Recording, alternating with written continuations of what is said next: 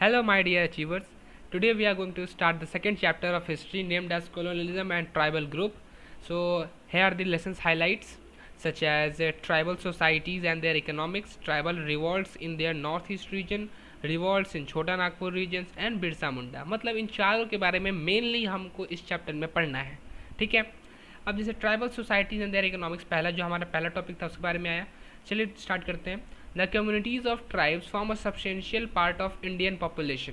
मतलब जो पहले कम्युनिटीज़ थे ट्राइब्स के जो वो हमारे इंडियन पॉपुलेशन के सबसे मेजर भाग हुआ करते थे, छोटे से छोटे भाग में वो आते थे।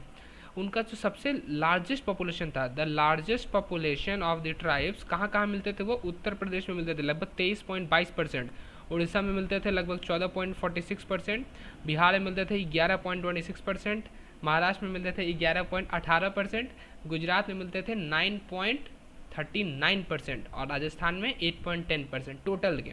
और भी बहुत जगह थे लेकिन ये मेन जगह थे जहाँ पे बड़े बड़े जो ग्रुप्स जैसे उनके भी ग्रुप्स हुआ करते थे, तो उनके मेन ग्रुप्स यहाँ पाए जाते थे।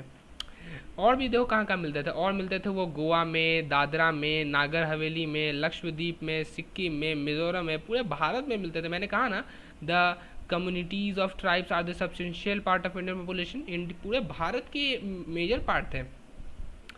देखो और कहाँ मिलते थे, मेघालय मिलते थे। इनके सबसे ज़्यादा पॉपुलेशन कहा था, द लार्जेस्ट आदिवासी पॉपुलेशन कहाँ पाए जाते थे, ये गोंड, जो सबसे मतलब इनमें भी ग्रुपिंग हुआ करता था। आदिवासी में भी अपना ग्रुप था, उनका नाम था, जैसे सबसे बड़े ग्रुप्स का नाम गोंड था, फिर भील, फिर संथाल, फिर मैजो, फिर ओरावन, ये लोग ग्रुप्स का नाम था। Several European and authors, Indian authors, try to bring the light to different aspect. इसका मतलब है कि जैसे बहुत सारे यूरोपियन प्लस इंडियन ऑथर, दोनों ऑथर क्या कह रहे थे, मतलब उन्होंने कोशिश किया था कि आदिवासी के भी जो लाइफ है उन पे भी कुछ लाइट डाला जाए, उन पे भी कुछ किताबें आएँ। लेकिन क्या था कि जो लगभग बहुत सारे ट्राइब जो हमारे ट्राइब्स थे, कुछ रहते थे हिल एरिया में, कुछ रहते थे फॉरेस्ट एरिया में, या कुछ कुछ क्या करते थे कि रूरल या अर्बन जगह शिफ्ट कर गए थे, तो बहुत मुश्किल हो रहा था उनके लिए भी। कुछ गए थे कि वो रहते कैसे थे, they live in small houses consisting of single और double rooms huts under often irregular clusters and arranged in 2 or more opposite rows। वो रहते कैसे थे, वो रहते थे छोटे छोटे घरों में जिनमें 1 या 2 रूम का ही कमरा था। कमरा क्या कर लो, झोपड़ा था, हट्स था, ना कि ये क्लस्टर्स में रहा करते थे। ठीक है, in grove of trees, generally their houses are stone paved और प्लास्टर। मतलब उनके जो जनरली उनके घर कैसे हुआ करते थे, पत्थरों से बनते थे और उनके फ्लोर्स प्लास्टर्ड हुआ करते थे। उनके दीवार कैसे होते थे, मड वॉल्स होते थे, कीचड़ का दीवार बनता था उनके, मतलब कीचड़ पोता जो जाता है ना, उसे पोत दिया जाता है। जैसे हम लोग आज घर में पेंट करते हैं, चूना लगाते हैं, फिर पेंट करते हैं, तो वो उस समय पेंट चूना तो उनके पास था नहीं, आदिवासी थे, वो लोग कहाँ से लाएंगे। तो वो लोग क्या करते थे, जो मड होता था, मड कीचड़, उसी को लगा देते थे। और थैज्ड रूफ्स, थैज्ड रूफ मतलब क्या हुआ, जो उनके छत हुआ करते थे, थैज्ड मतलब झोपड़ में हम लोग क्या करते हैं, सूखे सूखे पत्तों को उनको छत बना लेते थे। वो सूखे पत्ते उसके एक जगह पूरे गठरा बांध कर एक छत बना लिया करते थे। They breed the cattle like sheep, goat etcetera. वो कैसे जानवर पालते थे, शीप पालते थे, गोट पालते थे, मतलब शीप मतलब क्या होता है, भेड़ होता है, गोट मतलब क्या होता है, बकरी होता है। तो मतलब ऐसे ही वो वही ऐसा ही जो ब्रीड था वो कैटल लाइक पाला करते थे। They attain their basic requirement from weekly markets and the petty trade activities। और उनका बेसिक रिक्वायरमेंट कहाँ से पूरा होता था, वीकली मार्केट से जाके पूरा करते थे, और कुछ कुछ अपने ट्रेड एक्टिविटी से पूरा करते थे। They use to practice variety of economic activities like hunting, fishing.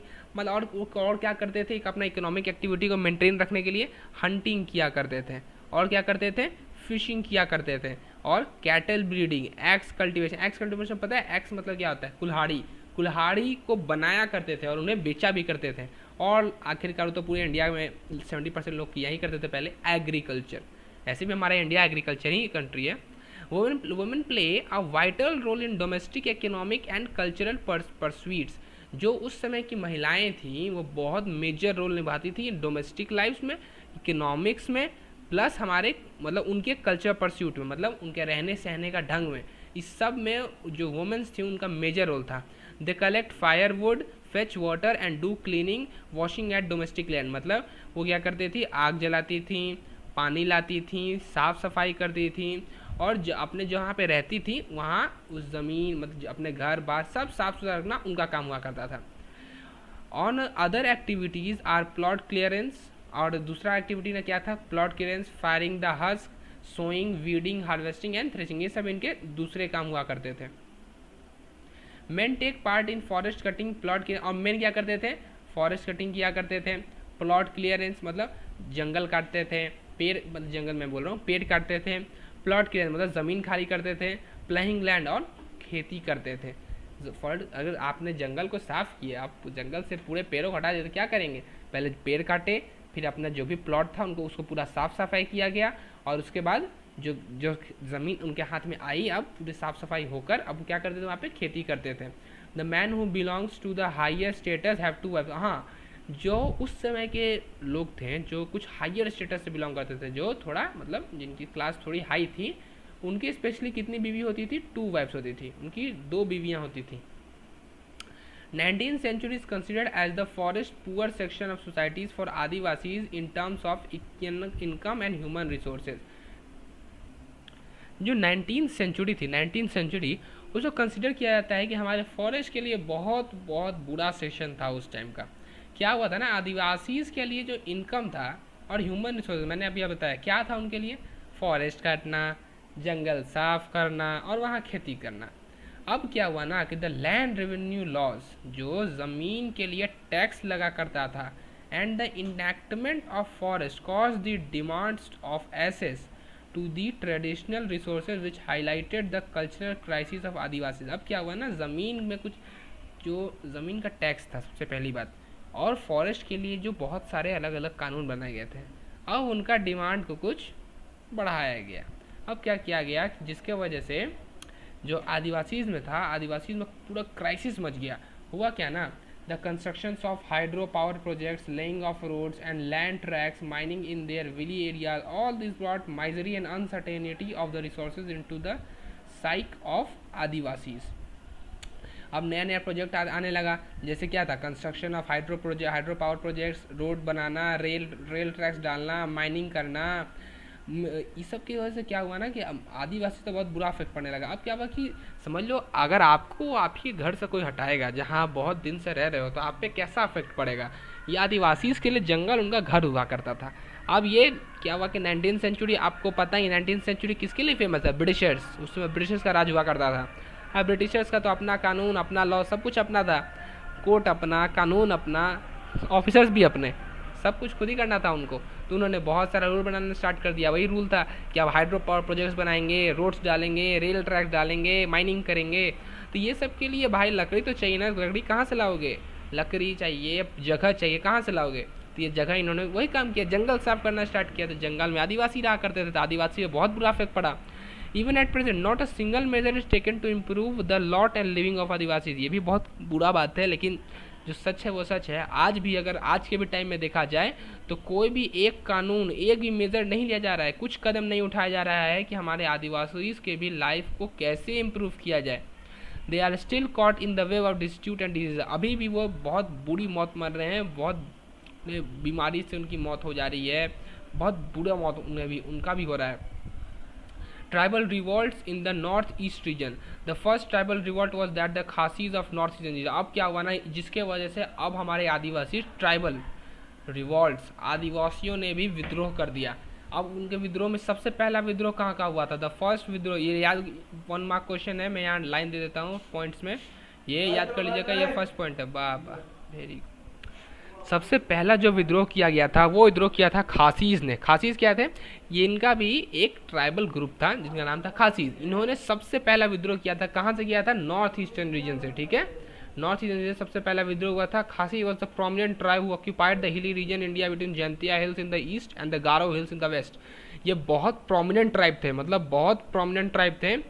जो इन्होंने क्या क्या किया था, जानतिया हिल्स ईस्ट के और गारो हिल्स वेस्ट के, सब पे अपना कब्जा जमा लिया था। They were as powerful as the British troops present in their neighbouring territories. इनकी ताकत इतनी थी जितनी हमारे ब्रिटिश ट्रूप्स की ताकत थी, उनको टक्कर देने लायक ताकत ये रखते थे खासीज। खासी चीफ ट्रेड सिंह, इनका एक चोर था, खासीज का स्पेशल चोर था, इसका नाम था तीरथ सिंह नोंग क्लॉ। ये क्या करता था, wanted to drive the low land from strangers from their country.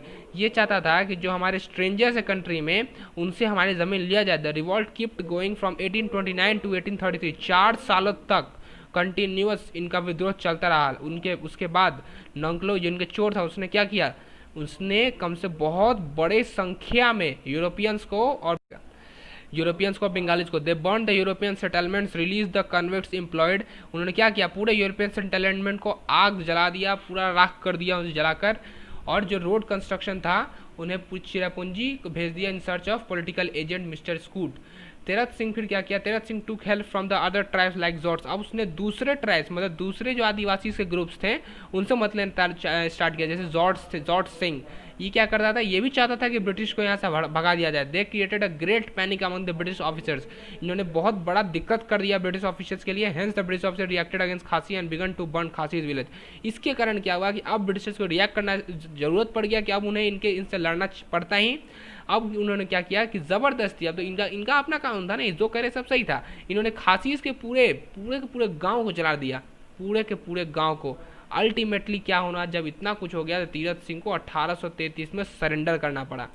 अब while the British were engage in the fight with Khasi at the same time other hill tribe Singphos. अब देखो, जब खासी से लड़ने में ब्रिटिश पूरे एंगेज थे तो दूसरे ट्राइब, दूसरा ग्रुप जिनका नाम था सिंथोस, ये क्या किया, इन्होंने भी अपना एक विद्रोह छेड़ दिया। इन्होंने भी खासी का हेल्प किया। नाउ अब क्या हुआ, खासी और सिंगोस दोनों साथ मिलकर लड़ा और ब्रिटिशर्स को लगभग भगा दिया। The fight of this tribes gave the discontinued nobility of Assam another opportunity to strike for their partner. इनके कारण क्या हुआ, आसाम को भी चांस मिला कि वो उनको भी अपना अब इंडिपेंडेंस मिल जाए। दे ऑल यूनाइटेड, अब सब एक साथ मिल गए और एक था उनमें choose one Kumar Roopchand as their raja to race against the British. अब उन्होंने क्या किया, तीनों ट्राइब्स मिलके एक राजा बनाया जिसका नाम था कुमार रूपचंद। ये इनका राजा बना और ब्रिटिशर्स के खिलाफ लड़ाई किया। They attack the British troop station as Assam and killed a major portion but in the end they had to surrender before the superior military equipment of the Britishers. इन्होंने बहुत बड़े ब्रिटिश ट्रूप्स को मार गिराया, लेकिन जो भी थे तो आदिवासी, इनके पास तो हाईली टेक इक्विपमेंट्स थे नहीं। अगर ये वार भी करते तो कुल्हाड़ी से, कुदार से, जिससे ना वार करते हैं। इनके पास तो कोई गोली बंदूक तो था नहीं, तीर कमान था, तो तीर कमान से इन कितनों को मार पाता। लेकिन फिर भी इन्होंने बहुत बड़े ट्रूप्स को मार गिराया। लेकिन बाद में ब्रिटिशर्स के हाईली इक्विपमेंट, जो मिलिट्री इक्विपमेंट थे, उसके सामने इन्हें सरेंडर करना पड़ा। लेकिन इनका एंगर और डिस्पेयर, मतलब इनका गुस्सा यहाँ खत्म नहीं हुआ था। Even now the Singphos warrior were in the mood. अभी भी वो सिंथोस के वॉरियर थे जो उनके योद्धा थे, अभी भी मूड में थे बदला लेने का। और once again the revolt again started in 1839।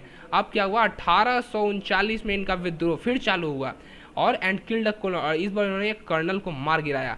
Another north eastern tribe the Nagas revolted and killed the incharge of Dimapur police outpost. इसी के साथ क्या हुआ, नॉर्थ ईस्टर्न ट्राइब से जो नगर रिवॉल्टेड, एक नगर का पूरा रिवॉल्ट हुआ और इन्होंने क्या किया, दीमापुर पुलिस स्टेशन, एक ये बहुत फेमस न्यूज़ है, आपको शायद आप पढ़े होंगे। दीमापुर पुलिस का आउटपोस्ट को जो इंचार्ज था उसको 1844 में मार गिराया। This upsets the British officer. इसके कारण क्या हुआ, ब्रिटिश अफसर जो थे बहुत नाराज हुए, बहुत गुस्से में आ गए। It took about 3 years to control the situation. इसके और उनको बहुत खराब हालत हो गई। उनको आखिर कितनों कंट्रोल करते, ब्रिटिश उस समय इतने ज़्यादा मात्रा में भी नहीं थे ना, उनमें थे क्या, भारतीय अफसर ही तो थे। ब्रिटिश कितने थे, 200, 300, 400, उसमें अंग्रेज कितने थे, अंग्रेज समझ लो हाईली ऑफिसर पे थे, उनके अंडर तो हमारे भारतीय लोग ही तो थे। इसके कारण क्या हुआ, उन्हें ये सब हैंडल करते करते उन्हें 3 साल लग गया सिचुएशन कंट्रोल करने के लिए। अब तक जस्ट इतना कर ही रहे थे, तब तक कुकीज़, ये जो है एक नए ट्राइब से, इन्होंने अपना विद्रोह छेड़ दिया 1826 में, 1844 में, 1849 में। कंटिन्यूस विद्रोह के चलते they were the inhabitants of hilly regions of Manipur. ये कहाँ के थे, ये मणिपुर के थे, ये मणिपुर के ट्राइब थे। They raided British territory and killed a number of men and took their heads with them. अब देखो इन्होंने क्या किया, इन्होंने क्या किया, ब्रिटिश टेरिटरी को बहुत बुरी तरह चोट दिया और बहुत नंबर में लोगों को मारे, बहुत संख्या में लोगों को मारे। और क्या किया ना, उनके सर अपने साथ लेके चले गए, मतलब सिर्फ धड़ छोड़ा, सर अपने साथ लेके। इसके कारण क्या हुआ कि अब ब्रिटिशर्स के लिए बहुत पैनिक सिचुएशन आ गया। अब इन्होंने क्या किया, the panic stricken people fled to not to save their lives. इन्होंने क्या किया, the 7000 Kukis held the British officers at the bay for some time before they ultimately subdued. अब इन्होंने क्या किया, तो 7000 कुकीज जो थे, 7000 कुकीज, इन्होंने ब्रिटिश फोर्सेज का मदद किया, लेकिन कुछ समय के लिए मदद किया, बिफोर दे अल्टीमेटली सबड्यूड इन 1850। हाँ, ये एक आप लोग पॉइंट याद कर लेना, डू यू नो वाला पॉइंट। इसमें क्या कह रहा है कि प्रेजेंटली आज के समय में संथाल्स कहाँ हैं, संथाल झारखंड में है। और जो संथाल सोचते थे कि उनके जो उनकी ज़मीन है, जैसे देखिए they had close bond with their lands and forest which they believe were bless, मतलब आज वो अपने ज़मीन या अपने फॉरेस्ट के साथ उतना बॉन्ड अच्छा नहीं है उनका, जो मानते थे कि वो किन से मिले हैं, उनसे, उनके एंसेस्टर से, उनके पूर्वज से। ठीक है, अब देखिए अगला जो रिवॉल्ट हुआ ये कहाँ हुआ है, छोटा नागपुर में हुआ। छोटा नागपुर में क्या हुआ देखिए बताते हैं। छोटा नागपुर में हुआ, बंगाल में हुआ, बिहार में हुआ एंड उड़ीसा में हुआ। The first revolt of Kols in 1820 that they didn't like the extension of British authority in the area for a long time. They jealously guarded the frontiers and didn't allow any stranger to enter the region. The British troops felt that it will tough the inter territories. Many of the villages were burned, many people were gunned down, some of were surrendered, but a short period of time, just after 3 years, Munda made revolt इन छोटा नागपुर। बहुत important है ये मुंडा का नाम, आपको बहुत आगे बढ़ना है। बिरसा मुंडा जो मैंने बताया भी था। देखिए क्या हुआ, अब जब कोल्स ने अपना रिवॉल्ट स्टार्ट किया 1820 में, इन्हें पहले से ही ब्रिटिश का एक्सटेंशन अच्छा नहीं लग रहा था, कि जो ब्रिटिश अपना धीरे धीरे साम्राज्य फैला रहे थे उन्हें ये अच्छा नहीं लग रहा था।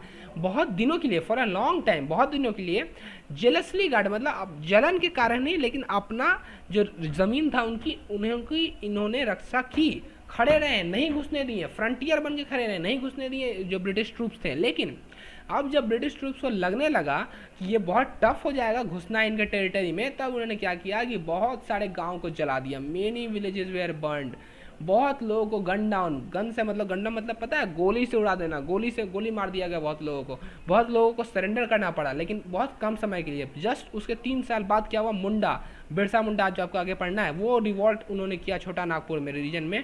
कब किया, 1830-31 के टाइम में।